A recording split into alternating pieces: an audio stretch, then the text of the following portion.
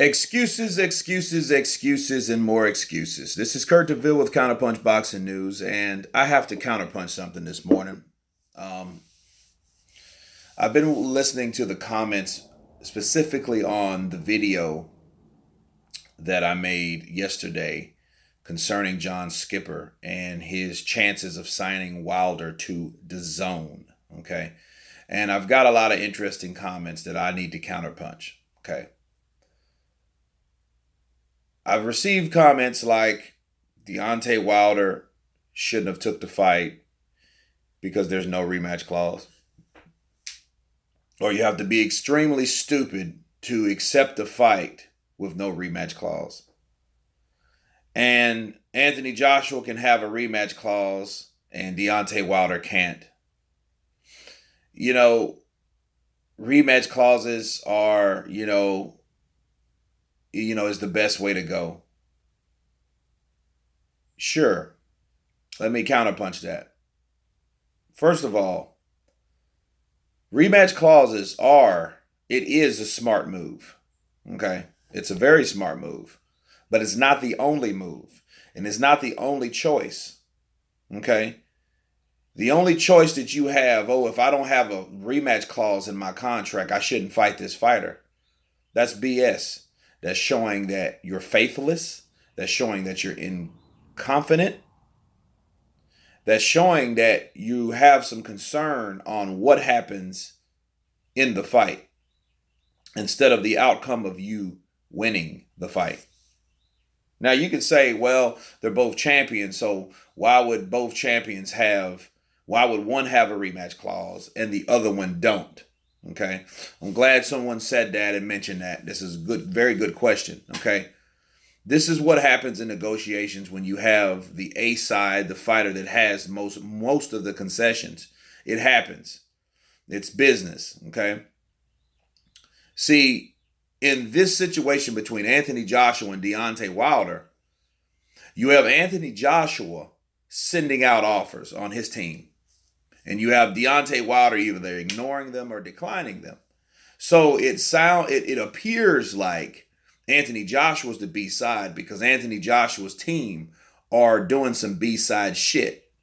You know what I mean? In regards to sending offers or reaching out rather, because both sides could do that. But mostly, what happens if there's a fight that wants to be made? For an example, Danny Jacobs and Canelo, right? Danny Jacobs and Canelo, Eddie Hearn sent over a proposal for Canelo, and then they worked things out. These guys are fighting. And you know what? These guys are fighting with no rematch clause for Danny Jacobs, but it's a rematch clause for Canelo Alvarez. Okay? That's a fact. Oscar De La Hoya versus Floyd Mayweather Jr. Oscar De La Hoya being the A side, he had a rematch clause. Floyd Mayweather did not. He had a guarantee, right, of $20 million. He had that. But he did not have, I repeat, did not have a rematch clause. So, for those who say, guys that fight, even if they're champions, they're dumb motherfuckers if they don't have a rematch clause. No, that's not true. They're confident motherfuckers.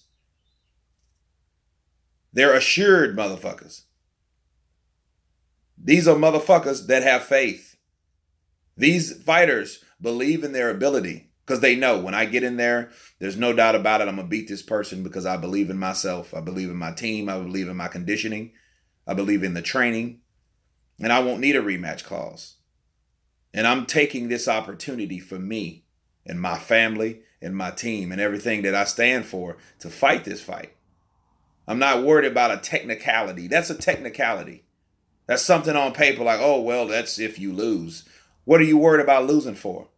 You're worried about winning, especially if you're an undefeated fighter, like Floyd was.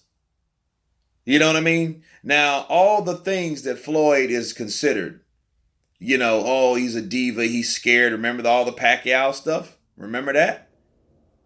They said the same. People are saying the same thing about AJ. But here's the deal.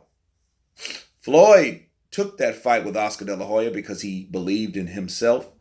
He believed that he could beat Oscar De La Hoya, and you know what? He did. And where is he at today? The highest paid boxer, period. See, that's the thing. With Deontay Wilder, they don't have that same type of confidence. That's just a technicality, people. I'm telling you guys, that's all it is. And that's the only reason I'm not going to fight at all. I'm not going to do this. If he wanted that fight, and because what happened is, okay, you're worried about a rematch clause. All right, you know what? We're going to go fight our mandatory. Fuck this. Because we're not going to wait for you when we have mandatories on the table to fight like Pavectin. We still got a date. We have a date set in stone, right? They had that Wembley date already. Didn't they not? They booked it twice in advance. Okay, well, if he can get it together by April, we'll do that. But that is a whole different story. The story is the rematch clause on why Deontay Wilder did not take the fight. And he didn't take it because it was no rematch clause. That's a mediocre reason on why you didn't take it. That's more of a diva.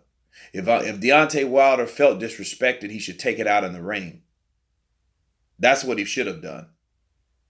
And if I'm Deontay Wilder, if I'm that upset over Eddie Hearn and his negotiations and the things that he said about me and made me feel like I was less than who I really am, I want to fight Anthony Joshua just as much as Dominique Breazeale wants to fight Deontay Wilder. Come on, guys. We have to think about that. And then, like I said, I think that I'm not saying that Deontay Wilder did not make, or his team did not make any effort, because they did. I'm just saying I don't think he made enough effort compared to the desire that he said how bad he wanted that fight. I don't think he made enough effort. I think they did enough to say, hey, we tried for 4 months. We tried to make this fight happen. We tried. And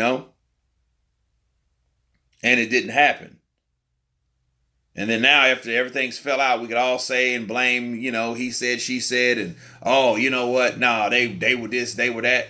They scared, they cowards, they this, they that, And now, because no one's back at the table. No one's back at the table now discussing this.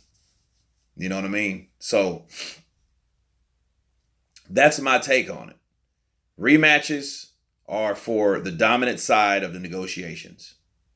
Examples: Oscar De La Hoya, Canelo Alvarez, Anthony Joshua. These are all high-end fighters. They're different caliber of fighters. So to not fight these high caliber fighters because of a technicality like that, you risk it all. And that's what Deontay Wilder's done. That's why we haven't had a fight as of now. But anyway, you guys tell me what you think about this video. Of course, please subscribe. Leave your comment, share, like, comment. And you guys been Counterpunched. Peace.